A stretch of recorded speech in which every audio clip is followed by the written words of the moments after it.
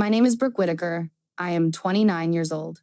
And on the night of my 10-year high school reunion, in a VFW hall in Cartersville, Georgia, a brigadier general I had not seen in 2 years walked through the side door, set a tablet down on the table between the paper plates and the half-empty punch bowl, and pressed play on a recording that 11 of my former classmates had no idea existed. Nobody moved. Nobody reached for their plastic cups. For 9 minutes and 43 seconds, everyone in that room listened to me do the job I had been told in this same town by some of these same people was not a real job. When it was over, Marcus Thorne, who had been the loudest voice at our table for 2 straight hours, sat with both hands in his lap and did not say a single word. I'm going to tell you what was on that recording. And I'm going to tell you everything that led to the moment that General walked through that door, because none of it was an accident, and none of it happened quickly. I grew up in Cartersville. It is a small city about 45 minutes northwest of Atlanta, the kind of place where everyone goes to the same 4 restaurants and everyone's father knows your father's brother's softball coach. My dad, Ray Whitaker, did 20 years in the Marine Corps before he retired and came back here to run the hardware store his own father had left him. He is the kind of man who hangs a flag every single morning and takes it down every single evening and does not do either of those things as a performance. He just does it. That's Ray. He never asked me to join the military. He never pushed. But when I came home my junior year of high school and told him I had been talking to an Air Force recruiter, he sat back in his kitchen chair and looked at me for a long moment and then nodded once, slow, like I had confirmed something he had suspected but hadn't said out loud. That nod meant something to me. It still does. I enlisted at 18, right out of high school. Deha Carson, who would become my roommate and my closest friend and the only person who could make me laugh during the 9-month stretch between 2015 and 2016 that I am still not allowed to discuss in full detail. She was at my going away dinner. She sat across from me at the Cracker Barrel on Route 41 and ate her chicken and dumplings and told me she was enlisting in the Air Force too, and that if we ended up at the same base, she was going to need me to teach her how to drive a manual transmission because she had lied on a form. That was the beginning of Deja. She is exactly as much as she sounds like, and then some. I will tell you more about Deja as we go. She matters to the story in the way that certain people matter to a story. Not by being present in the room when the big thing happens, but by being the reason you get through every room leading up to it. Basic military training at Lackland Air Force Base in San Antonio, Texas. 8 weeks. Then technical school. I had tested high in spatial reasoning and processing speed and something called multitask load assessment, which is exactly what it sounds like. The ability to run several streams of incoming information simultaneously without losing any of them. I was assigned to the Remotely Piloted Aircraft Program.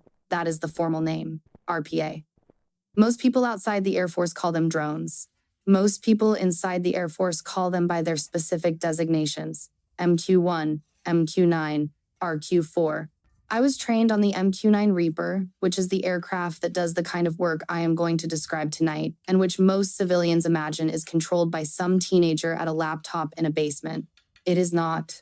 The ground control station where I worked was a sealed, climate-controlled unit that looked from the outside like a large trailer. Inside, it was built around 2 workstations. The pilot station, which was mine, and the sensor operator's station, which belonged to whoever I was paired with on a given mission. The station had a throttle and a stick and a full set of screens and instruments, and the only significant difference between flying that aircraft from the ground and flying it from a cockpit 40,000 feet in the air was that I could not feel what the aircraft was feeling through the seat of my pants. Everything else was operational. Everything else was real. The aircraft was real, the data was real, the targets were real, the people on the ground were real, all of it was real. I want to establish that now, because the entire rest of this story is built on the fact that certain people in my life spent years refusing to believe it. I flew my first operational mission in 2012. I will not give you the location. What I will tell you is that it was a reconnaissance tasking. We were supporting ground forces who needed eyes on a structure they believed was being used as a staging point. My aircraft circled at approximately 10,000 feet for 6 hours. We recorded everything we could. We handed the data up the chain. And I drove home at 6 in the morning, stopped at a gas station on the highway, refilled the terrible coffee I drink from a travel mug that Deja has described on multiple occasions as a biohazard, and sat in the parking lot for 12 minutes because my lower back was screaming. The seat in the ground control station was adjustable and ergonomically designed and still managed to do something specific and terrible to the third and fourth lumbar vertebrae of anyone who sat in it for more than 5 hours at a stretch. I had been flying for 4 years by the time the disc between my L3 and L4 finally made its feelings officially known through an MRI. I was not going to stop flying. I just learned to manage it, which mostly means I stretch in parking lots before shifts like someone's grandmother at an early morning water aerobics class. And I take ibuprofen the way some people take vitamins. And I shift in my chair constantly, which my sensor operators learned to ignore after the first few weeks of working with me. My mother, Linda Whitaker, died in 2013. She had a stroke in May and was gone by July. I want to say that simply and move past it for now, because the grief around that is still mine and still close, but I need you to know it happened because it changed some things. It changed my relationship with my father. It changed my relationship with Cartersville. It changed the weight of going home. My mother was the one who understood what I did without needing me to explain it in precise technical terms. She used to say, "You're flying, baby. Doesn't matter where the cockpit is. You're flying." She said it the way she said everything, with the specific confidence of a woman who decided long ago not to waste energy on uncertainty. I think about that line more than I can explain to you, and I have had 11 years to think about it, and I still have not found the bottom of it. When I drove back to Cartersville for the reunion that August, I sat in the car outside the house I grew up in and looked at the kitchen window where she used to stand, and I sat there for a while. And then I drove to the VFW hall because I was already going to be 4 minutes early, and I did not want to be 8 minutes early because Deja makes fun of me for arriving everywhere early, and I had to preserve some dignity. I should tell you about Marcus Thorne now, because Marcus is central to everything that happened that night, and I want you to understand him correctly. Not as a villain you can dismiss, but as someone I have known since first grade and who became, over many years, the living embodiment of a particular kind of dismissal that I had been absorbing in small doses for so long I had stopped tasting it. Marcus and I grew up on the same street. We were in the same class from first grade through 12th grade. We were not close, exactly, but we were the kind of not close that happens in a small town. You know everything about someone without being friends with them. You know their family situation. You know what they did on weekends. You know who they dated and how that ended and what they told people afterward. I knew Marcus the way I knew the layout of the old library downtown well enough to navigate it without thinking about it. Every shelf in its expected place. He was popular in the way that certain people are popular in high school, which is to say he was loud and confident and said things that made other people laugh. And in a small school in a small town that can be enough to make someone the center of a room for 4 years, he enlisted in the Army after we graduated. 1 term, 4 years. He worked in a supply depot at Fort Benning and then came home and got into insurance. He has opinions about military service. He shares them. Often. He has always had more to say about what counts as service than he has had things to say about what he himself did, and I noticed that pattern years ago and tucked it away, the way you tuck things away when you don't yet have the vocabulary to name them. The reunion was held on a Friday night in August at the VFW Hall on Commerce Street, which is the same VFW hall that hosted every veterans ceremony and pancake breakfast and city council planning meeting for as long as I can remember. It smelled exactly as I expected it to smell. Folding tables and industrial cleaning product and the specific undertone of a room that has held too many covered dishes over too many decades. The DJ had set up near the back wall. The catering was a chicken and pasta situation, under warming lamps. The sign-in table had a coffee urn that I could tell from the smell was going to disappoint me, so I brought my travel mug, which I had refilled at a gas station 4 miles outside of town, which was itself not good coffee but was at least honest about what it was. I found my assigned seat and set my mug down and was in the process of reading the laminated name badge when Marcus appeared at the far end of the table. He saw me immediately. He said, "Brooke Whitaker, I knew you'd be here early." That was the first thing he said to me in 3 years. I told him I had driven from Nevada.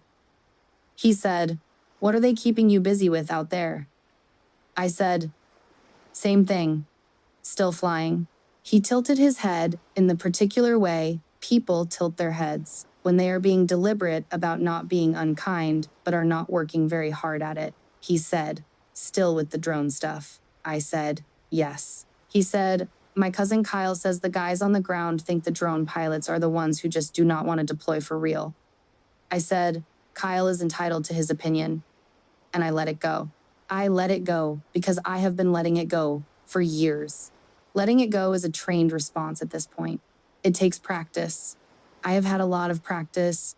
The evening went the way evenings like that go. People talked about their kids and their jobs and the things the town had and hadn't changed. I talked to some classmates I had genuinely liked and caught up on the pieces of their lives that were worth catching up on. Cassandra, who had been on my soccer team, found me early, and we stood near the DJ booth for 20 minutes talking about the strange relief of being in your late 20s and finally being old enough to care less about the things that used to eat you alive in high school. She was sharp and funny in the way she had always been, and seeing her was the best part of the early portion of the evening. I held my travel mug and drank the bad gas station coffee and shifted in my folding chair when my lower back asked me to, which it did often, and I stretched my left leg under the table in the way that doesn't look like what it is. And I tried not to think about the 940-mile drive I had ahead of me on Sunday. The conversation at our table turned to the military around 8 o'clock. It always does in Cartersville. It is that kind of town. Marcus was the one who turned it there, which surprised no one. He had had 2 beers and his voice was at the volume that comes with 2 beers, which for Marcus was already not a quiet volume. He was telling the story of his time at Fort Benning with the kind of selective memory that makes a supply depot in Georgia sound like something worth dramatizing. I did not challenge any of it. I watched the room. I texted Deja. The Marcus experience is underway. She responded immediately with a single emoji of a person running. I texted back, staying put. She texted back, you have more self-control than me and also more than God. I put my phone face down on the table and listened to Marcus finish his story. Then he pivoted. He said he had seen somewhere online that the Air Force was spending millions of dollars on its drone program, and he wanted to know if they were paying me enough to justify the country's investment in a video game pilot. He said video game pilot with a grin. The grin was the specific kind that allows someone to say a cruel thing while keeping the option of saying he was kidding. I have seen that grin on a lot of faces over the years. It has many cousins, and all of them are relatives of cowardice. I said, the program has a positive operational record. He said, yeah, but you're not really flying, are you? You're working a joystick from a trailer? I said, there's more to it than that. He said, I'm sure there is, Brooke. I'm not saying the job doesn't count. I'm just saying it's different from actual service. Actual service. 2 words. I have spent 11 years working out how to respond to those 2 words, and I have not found the version that satisfies me. What I did was what I almost always do. I nodded. I said, I understand the distinction you're making, and I let it go. There were 6 other people at the table. Cassandra, who caught my eye after Marcus said it, and made a small face that told me she disagreed, but was not going to say so. A guy named Phil, who was now a dentist and who had said 4 words all evening, all of them about the chicken pasta. 2 married couples I remembered only vaguely from the fringe of various high school social situations, and in the corner of the table, nursing a drink and saying almost nothing, a man I recognized but could not immediately place, 30-something, lean.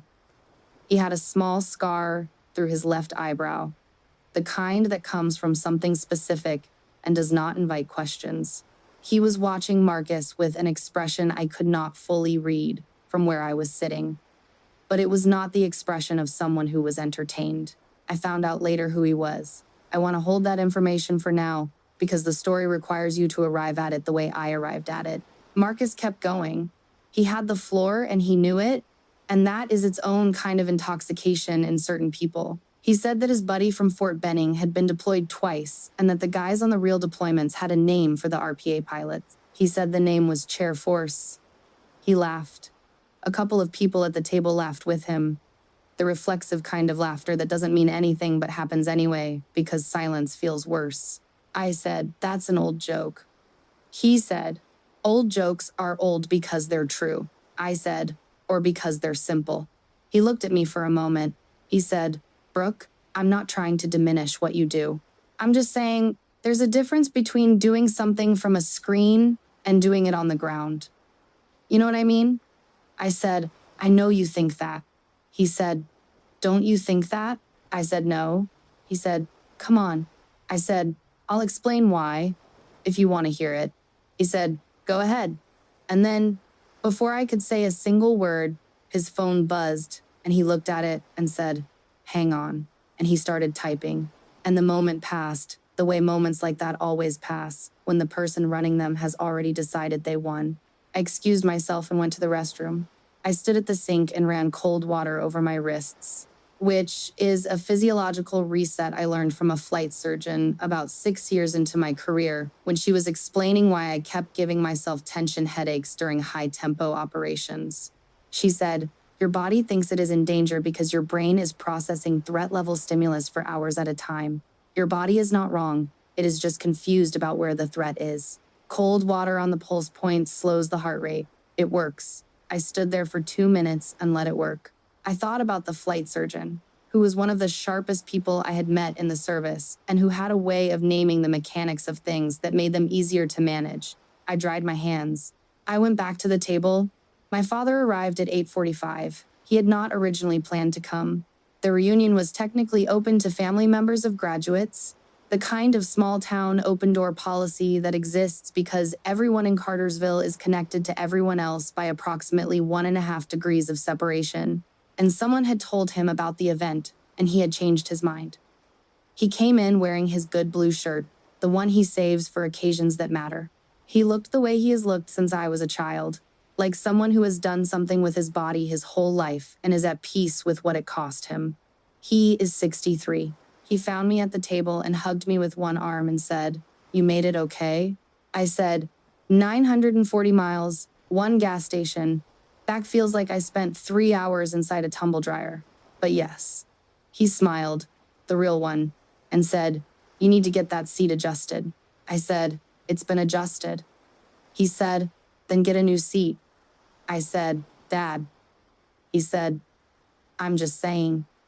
He sat at the end of the table and said hello to people he knew from town. Marcus introduced himself to my father. Of course he did. He said, "Mr. Whitaker, I was just asking your daughter about her work." My dad said, "Oh yeah," Marcus said. "Must be a different kind of military than what you did." My dad looked at him and said, "How do you mean?" Marcus said, "Well, she works with the drone program, the computer systems." My dad said, "Right." Marcus said, "I was just telling her it's a different experience than the kind of deployment most folks picture when they think military." My dad was quiet for a moment. Then he said, "She did deploy." He said it matter-of-factly, the way you correct a simple arithmetic error, without heat. Marcus said, "Really? Where?" My dad said, "I don't know. She doesn't tell me." He looked at me when he said it. There was something in his face I could not fully read. Sitting there, in the VFW hall light. Something that was pride and confusion, and a kind of apology all occupying the same space at the same time. The way complicated things live, and complicated people. He didn't know that was the truth. He had asked over the years, and I had given him the version I was allowed to give. "I've been forward deployed, Dad." It was a support role. We were working with ground units. He had nodded and not pushed, because Ray Whitaker is a man who understands operational security. But I could see, sitting across from him, that not knowing had been a weight he had been carrying without naming. Marcus looked at me. He said, "Forward deployed." He said it like the words were slightly larger than he had expected. I said, "Yes." He said, "In what capacity?"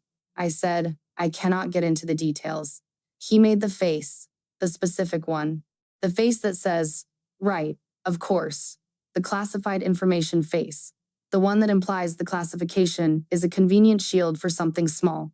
He said, "Sure, sure." He said it in a tone that made perfectly clear he did not believe there was anything worth classifying. He picked up his beer. He said, "Well, sounds like important work, Brooke." He said it with the finality of someone closing a subject they never thought was interesting. I texted Deja under the table, Dad is here. She wrote back immediately, is he wearing the blue shirt? I wrote back, yes. She wrote back, your dad is so wholesome, I want to cry.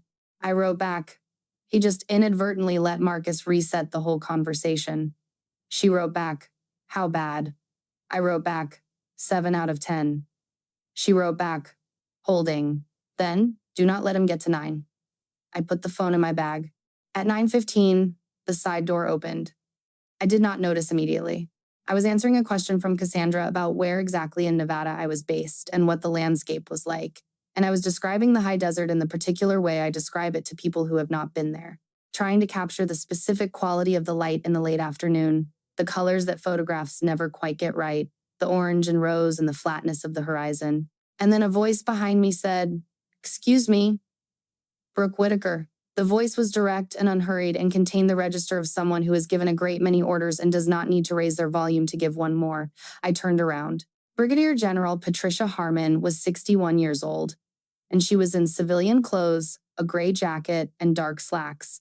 And she looked exactly as she always looked, precise and unremarkable until you made the mistake of not taking her seriously, at which point she became the most formidable person in any room she occupied. I had not known she was going to be there. She had not told me. She stepped forward, and I stood up from reflex, and she put one hand up and said, at ease, Whitaker, we're off duty. She said it with a quarter-degree smile that passes for warmth with General Harmon, which I have learned over years to receive as the full warmth it represents. I said, yes, ma'am. She said, sit down. I sat. She pulled a chair from the adjacent table with the confidence of someone who has never in her life worried about whether pulling over a chair was appropriate, and she sat, and she set a tablet on the table in front of her. She said, I heard a mention of your program on my way in. She said it to me, but she was looking at Marcus. She said, I'm Patricia Harmon. She offered her hand to Marcus and waited. He introduced himself. He said he had done a term in the Army. She gave him the minimal nod. She said, I'm presenting a community citation to your mayor this evening on behalf of the Department of the Air Force. A family support initiative your town ran has been recognized at the department level. She paused. She said, I got here a little early. She looked at me. She said, when is the last time you listened to it? I said, I don't play it back. She said, I know. I'm asking when the last time was that you did. I said, 2019. She said, there are elements of it that have been cleared for wider disclosure as of the last review cycle. I said, I know. I signed the updated classification review. She said, yes, you did. She looked at the table. She looked at Marcus specifically, with the particular Harmon look that assesses and categorizes quickly. She said, have you ever listened to a mission recording from an RPA ground control station? He said no. She said, I thought so. She opened the tablet. She found the file. She pressed play. I want to try to tell you what it sounds like. A mission recording from a remotely piloted aircraft ground control station. Because if you have never heard one, you will be surprised by what it is. It is not dramatic in the way movies are dramatic. There is no score. There are none of the sounds that films use to tell you something important is happening. What you hear is the voice of the pilot and the voice of the sensor operator and the communication channel to the units being supported on the ground and the periodic traffic of other voices on the frequency. All of it layered and precise and quiet in the way that things are quiet when everyone involved understands completely what it costs to be wrong. The recording started at the 6-hour mark of Mission Nightfall, which is the name I know that operation by and which I have not said aloud in 2 years. The mission ran on a night in 2018, and I remember it the way I remember all high-tempo missions, which is not as a sequence of events, but as a sequence of sensations. The specific chill of the ground control station, the recycled air smell of the interior after hour 7, the feeling in my lower back around hour 5 when it shifted from managed discomfort into the bright, specific pain that means your body is running on its last reserves to hold a position it has been holding too long. The voice of the ground team's radio operator, whose call sign I am not going to give you, whose voice I can hear exactly as it was, calm and controlled, and asking us for updated positioning on the southern road. General Harmon had edited the recording from 9 hours and 42 minutes of raw operational audio down to 9 minutes and 43 seconds of key moments, which she had arranged for this disclosure. When she pressed play, the people around us at the table went still in the way you go still when you realize the air in a room has shifted and you are not yet sure what direction it is moving. My voice came out of the tablet speaker. When you hear a recording of yourself under operational conditions, you have to do a specific thing, which is to separate the voice from the memory, to listen to it as though it belongs to someone else entirely, or the memory will close around you before you are ready for it. The voice on the recording was even. It was not calm the way someone is calm when nothing is happening. It was calm the way a person is calm who has been running at high operational tempo for 6 hours and understands that their voice is the only instrument some people on the other end of the frequency have to trust, and that instrument has to stay exactly where it needs to be, regardless of what their body is doing. The room heard me call coordinates in the phonetic format we use. The room heard me describe a heat signature on the eastern approach and give its distance from the convoy's last known position. The room heard the ground team's radio operator acknowledge and request a repeat, and the room heard me give it again in the same words, in the same order. And then the room heard me say, "Halt, halt, halt. Road is compromised. Repeat, road is compromised. 200 meters ahead, left side. Direct the convoy to the secondary route immediately. I say again, stop movement on the primary route." And then the room heard about 14 seconds of silence, and then the ground team's radio operator said, confirming halt, "What are we looking at?" And my voice said, "Buried device, fresh disturbance in the road surface, left of center, approximately 200 meters ahead of lead vehicle. Do not move forward. I am looking for a secondary egress now." There were 9 vehicles in that convoy. I didn't know them by name. I only knew them by their call signs and their positions on the feed. But they were 9 vehicles and they were stopped in an area that had been triple verified as an active operational zone. And what I was doing in the 9 minutes and 43 seconds of that recording, and for 6 hours before and 3 hours after it, was keeping them from driving into the worst version of that night. The recording continued. The room heard me coordinate with a second aircraft I was managing in parallel with my sensor operator to reposition for line of sight on the alternate route. The room heard me identify a second heat signature on the northern hillside and report it up the chain. The room heard me hold the frequency for 8 continuous minutes while the convoy rerouted, calling their progress by increments, telling them what I saw, telling them what I did not see, keeping my voice exactly where it had to be. At the end of those 8 minutes, when the last vehicle cleared the ridgeline and entered the secured corridor, the ground team's radio operator said one thing. He said, "Eye in the sky, we are clear, we are coming home tonight. Thank you for your service." It is a formality. It is something you say at the end of a contact. But the way he said it that night, with the specific flatness that comes after something very nearly went the other way, I can tell you it is not a formality when you hear it in context. The recording ended. General Harmon set the tablet down. Nobody at the table said anything. Not Phil the dentist, not Cassandra, not the married couples who had laughed at the chair force joke 40 minutes earlier. My father, who had been sitting at the end of the table, was looking at the tablet with an expression I could not see fully from where I was sitting. And Marcus Thorne said nothing. I looked at him. He was staring at the surface of the table. The confidence had left his face the way weather leaves. Not slowly, but suddenly. The way a sky clears after a line of storms passes through. He looked younger than I had seen him look all evening. He looked like someone who has just absorbed a piece of information that rearranges a large part of what they understood about a specific period of their own life. General Harmon was watching him steadily. She said, "That convoy had 43 personnel." She said it the way you say a number that carries weight. She put it in the room and left it there and did not add anything else for a long moment. And then the man in the corner, the lean one with the scar through his left eyebrow, stood up from his chair. He walked to our table slowly. He stood at the edge of it and looked at me. His face was doing the thing I have seen on people's faces when 2 separate pieces of information click into place simultaneously and the picture they make together is larger than either piece on its own. He said, "Are you the pilot?" His voice was careful, deliberate.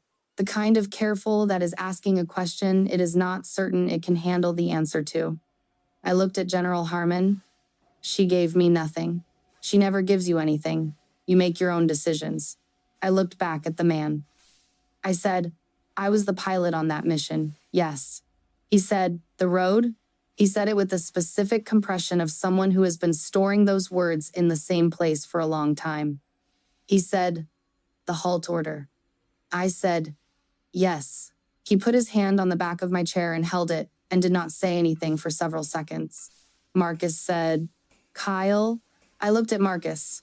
He was looking at the man, at Kyle, and I had never seen that expression on Marcus Thorne's face in all the years I had known him. Not in 12 years of growing up on the same street.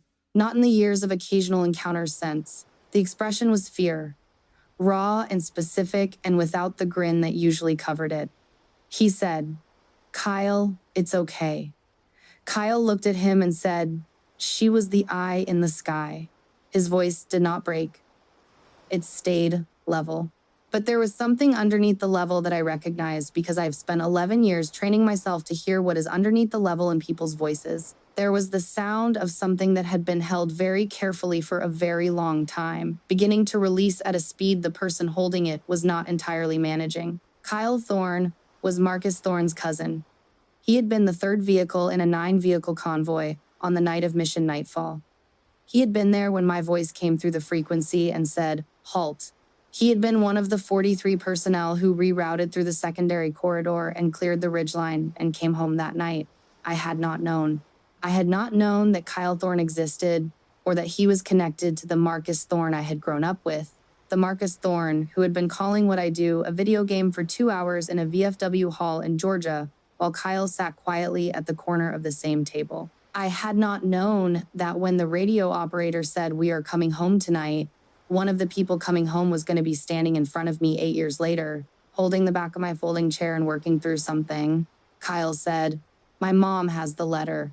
He was not speaking to anyone in particular. He was speaking to the room, to the air, to whatever internal audience people speak to when they are processing something out loud rather than silently. He said, the letter the unit sent afterward to the Air Force thanking the air support assets. I never knew your name. He looked at me. He said, we never knew your name.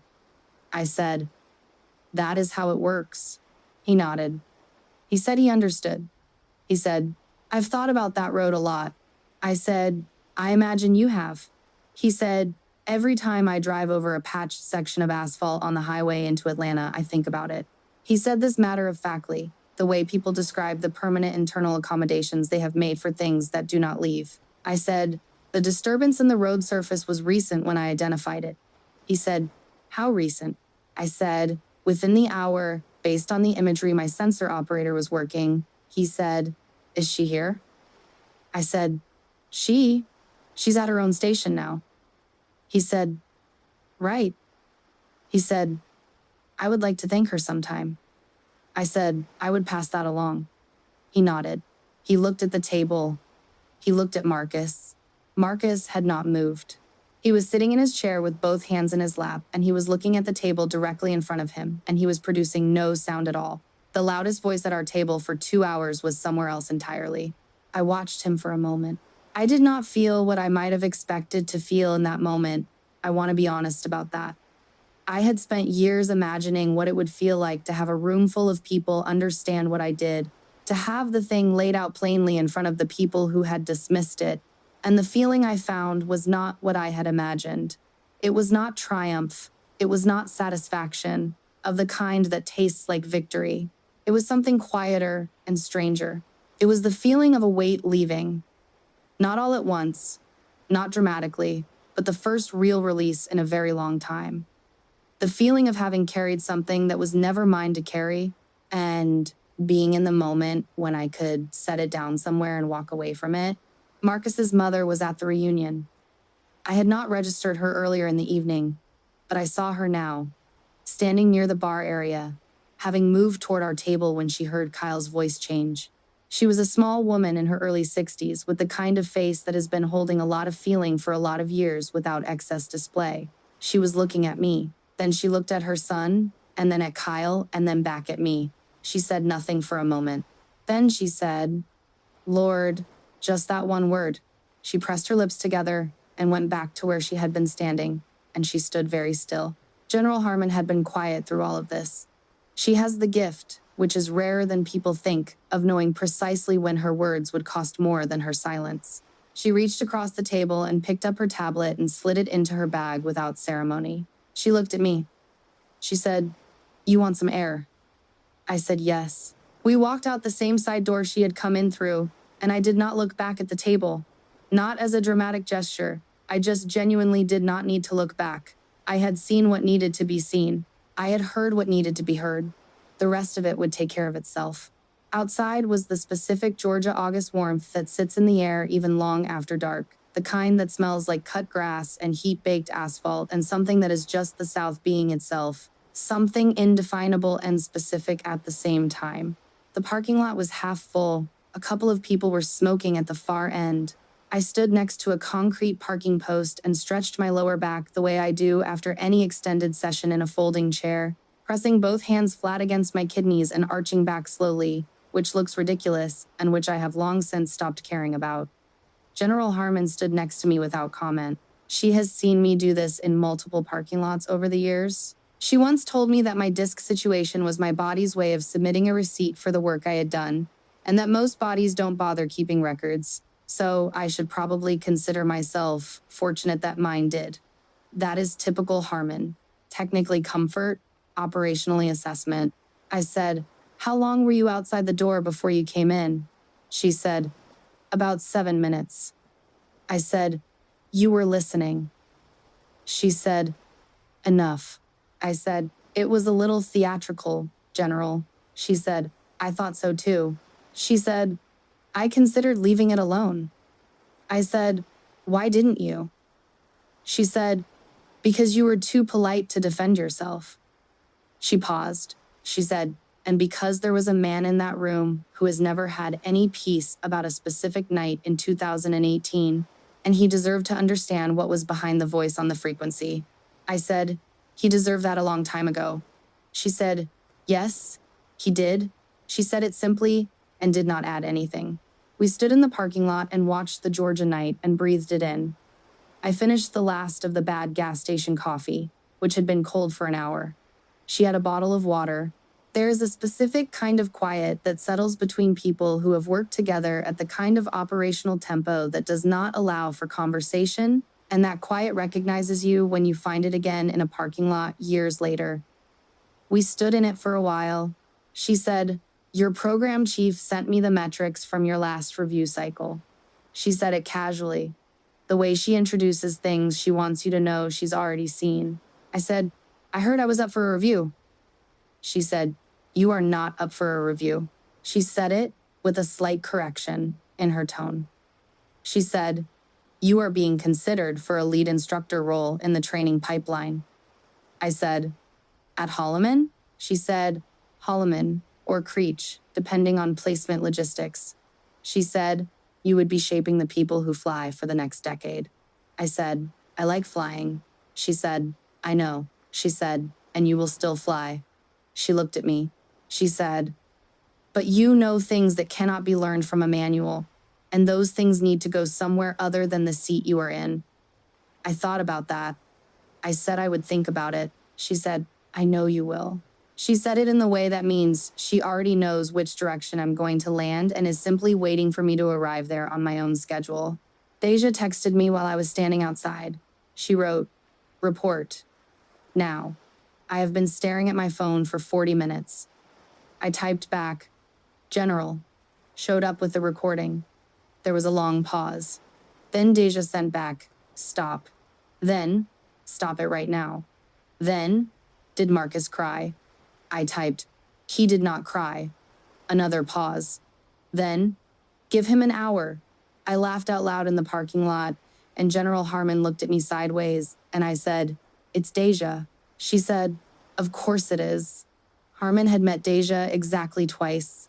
After the first time, she told me that if Deja had been assigned to RPA operations instead of comms, the operational data chain would have been either dramatically improved or catastrophically disrupted, and she wasn't sure which, but it would have been one of them definitively.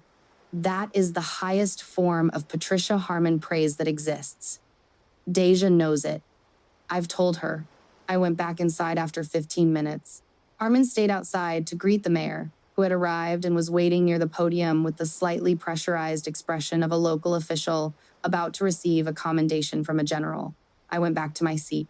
My father was still there, in his blue shirt, with his Marine posture that he has had since before I was born. He looked at me when I sat down. He said, "That was your mission, not a question."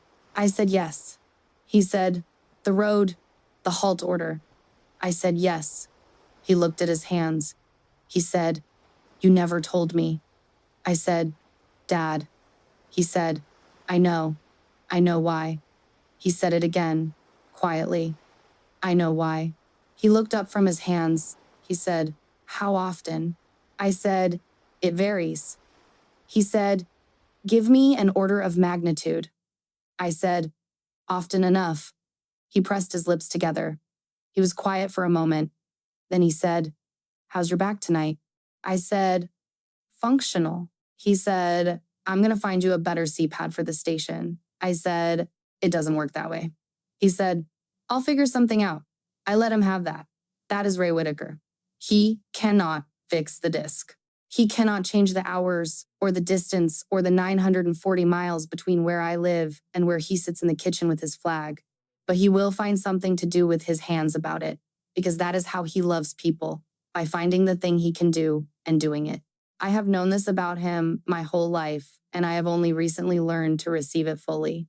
Kyle Thorne sat down across from me at some point in the next few minutes. He had been standing near the wall, and then he just came over and sat and looked at me. He said, "I've thought about that night a lot."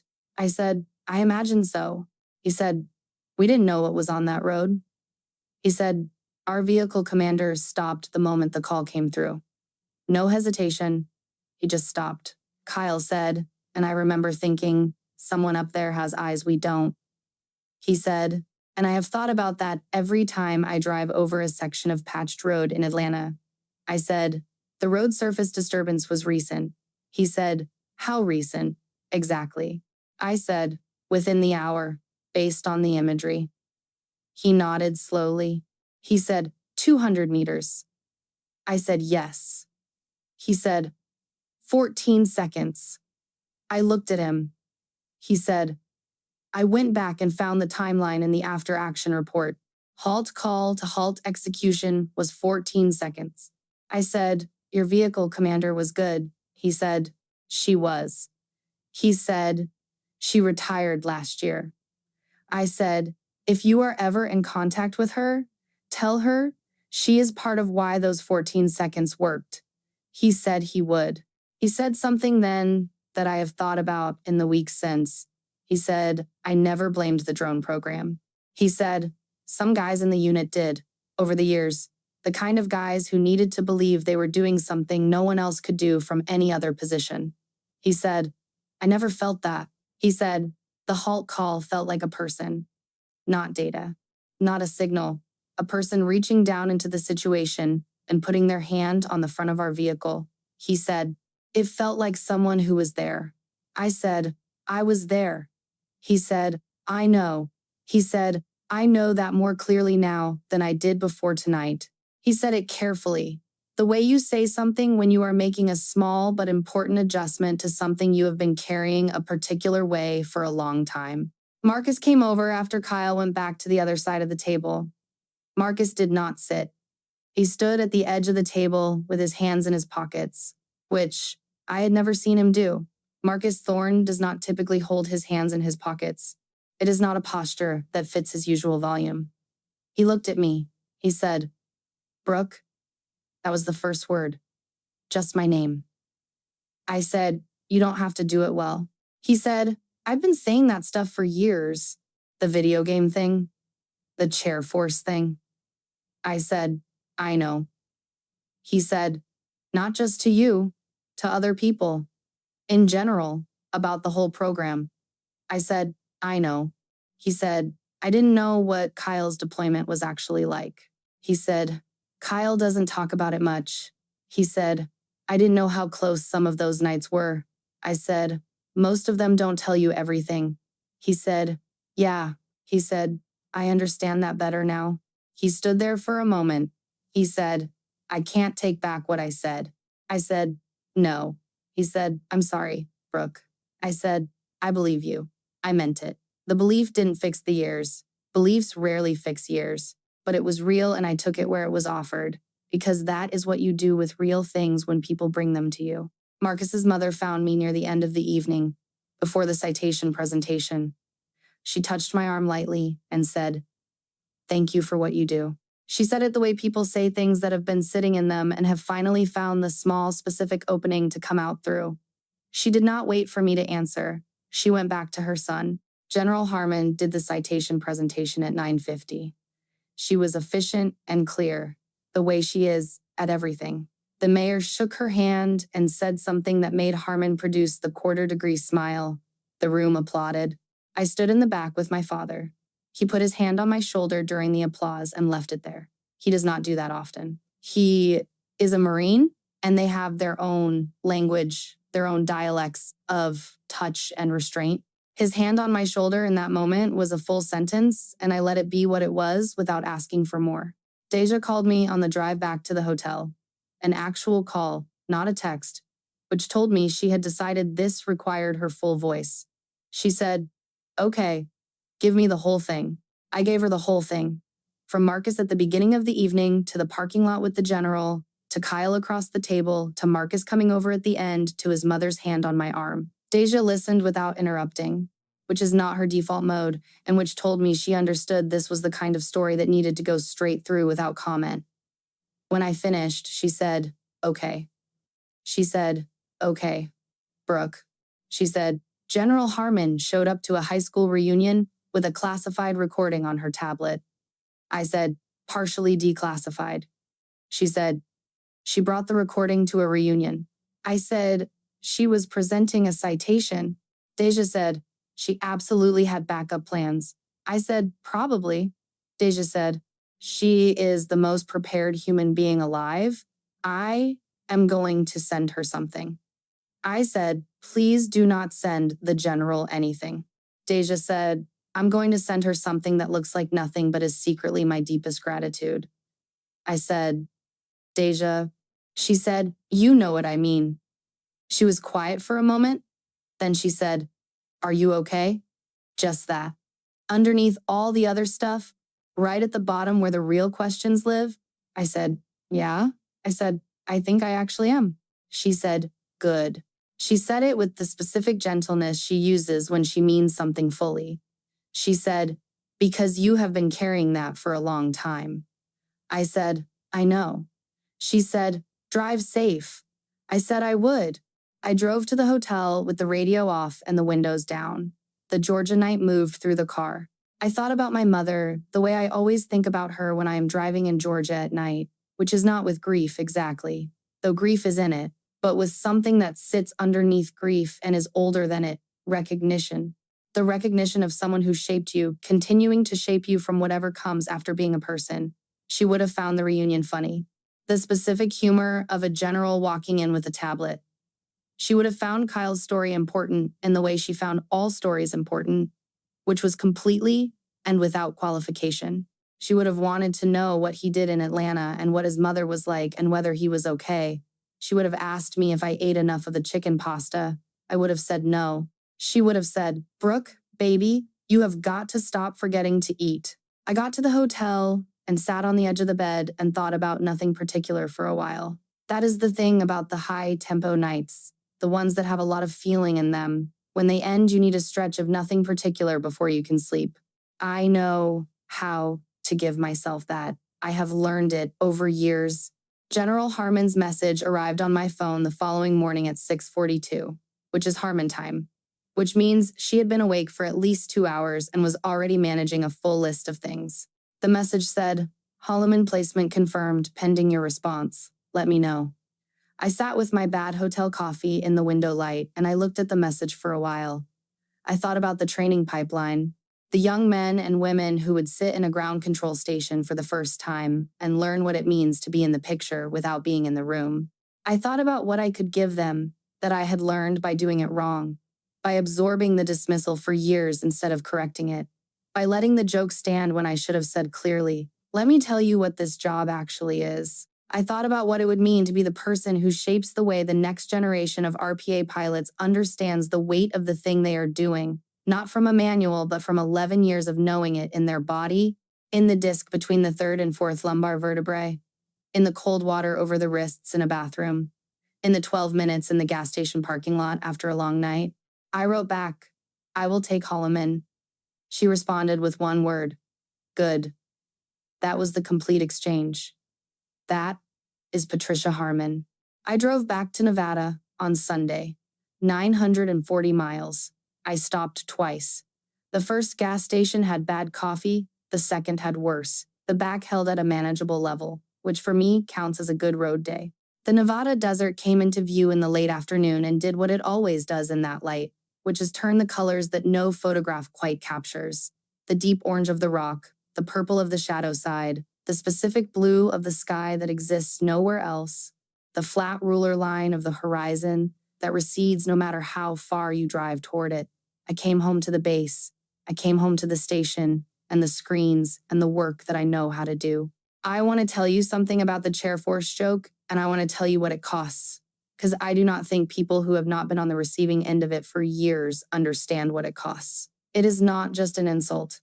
It is a sustained dismissal of something you do with everything you have in a context where everything you have is frequently not enough and the margin for error is not theoretical. When you are in the picture for a ground unit in an active operational area, you are in the loop in the way that matters. What happens to them is not separate from you. It is happening in real time on your screens and in your headset and under your hands, and the decisions you make in the next 14 seconds are going to affect whether people come home. The weight of that does not stay in the station. It drives home with you. It sits in the parking lot with you. It lives in the disc between your L3 and L4 and in the way you can never fully stop scanning a room when you walk into one, because your brain spent years trained to read a picture for the thing that does not fit, and that habit does not turn off when the shift ends. I am not angry at Marcus Thorne. I want to say that clearly and mean it, because I do mean it. He grew up in the same town as me and attended the same schools and went into a different branch and came home and built a life. And he never once in all those years was given the actual description of what I do by someone who could make it real to him. That is not entirely his fault. It is partly mine. I could have tried harder to explain it years ago and closer to the beginning. I chose, for a combination of reasons that felt like protection and were partly protection and were also partly the particular exhaustion of explaining yourself to someone who has decided not to hear you, to absorb the dismissal instead. That was a choice I made, and I am in the process of making different choices. Starting with Holloman. Starting with the next generation of pilots who will not spend 11 years in silence because no one gave them the language to explain what they carry. There is a specific kind of invisibility that comes with this work. The people who protect others from the sky do not have visible service in the way that certain other service is visible. They do not come home with the particular posture and bearing that civilians read as military. They come home with a lumbar injury and a bad travel mug and the permanent habit of arriving places early and a knowledge they are not allowed to describe in full, and a 12-minute requirement in a gas station parking lot before they can go back to the rest of their life. The work happens at a distance that is and is not a distance. The people they protect sometimes feel the halt call as a person reaching down into their situation. Sometimes they do not. Sometimes they are just in a convoy that stopped and rerouted and came home and never know precisely why, or whose voice came through the frequency, or what that voice was doing for 9 hours before the 14 seconds that mattered. Kyle Thorne spent 8 years driving over patched sections of highway and thinking about a voice he did not have a name for. He came to a high school reunion in the corner of a table and said almost nothing and watched the room. He was there when the truth came out, and now he has the name. That matters. It matters in the specific way that knowing something matters. The way it changes the shape of what you've been carrying without necessarily making it lighter, just clearer, the edges defined, so you can finally see what it is you have been holding. The record of what happened on that road exists. The halt call is on the recording. The secondary route, the convoy coming home, all of it is in the data. The data does not require witnesses. It exists whether or not anyone knows the name of the person who generated it, whether or not there is a general with a tablet in a VFW hall, whether or not the people who spent years dismissing the work are sitting in folding chairs when the truth walks in. I am starting at a Holloman in the fall. My back is doing what my back does. I have a new seat pad, which my father researched and overnighted to the base with a note that said, "Found one that might work. Let me know." I texted him back, "Dad, where did you find this?" He texted back, "I know a guy. That is Ray Whitaker. He found a guy." Of course he did. Deja is planning a visit to Holloman in October, which means I will be taking her out into the desert and showing her the horizon, and she will take approximately 300 photographs and send all of them to me with detailed annotations, and it will be exactly what it always is, which is the specific warmth of someone who has been your person through all of it being present in the place where the next part is beginning. Here is the thing about the work that I want you to carry from this story. The one idea at the bottom of all of it that I have been living my way toward for 11 years. The work was real whether or not the witnesses arrived. The halt order stood whether or not anyone ever learned the name of the person who gave it. 43 people came home that night, and they came home in the dark and in the quiet and through the work of people whose job it was to be in the picture without being seen, to carry the weight of it across a distance, to do the thing completely and without reservation and without asking anyone to validate it. The witnesses showing up in a VFW hall 8 years later with a tablet was not the thing that made it real. It was real the moment the convoy stopped. It was real in the 14 seconds. It was real in the 9 hours before that and the 3 hours after that, and in every parking lot and every stretched lower back and every refilled travel mug of bad coffee on the long drive home. The people who do quiet work in invisible places do not need anyone to understand it to make it count. But sometimes the general walks in, and sometimes the room goes still. And sometimes you set down something you have been carrying for 11 years in a folding chair in a VFW hall in Georgia, and you walk out into the warm August night, and the horizon is out there waiting, and the next part is beginning. That is what I know about service and silence and the weight of things done in the dark. The work does not need you to defend it. You only need to keep doing it. The record takes care of the rest.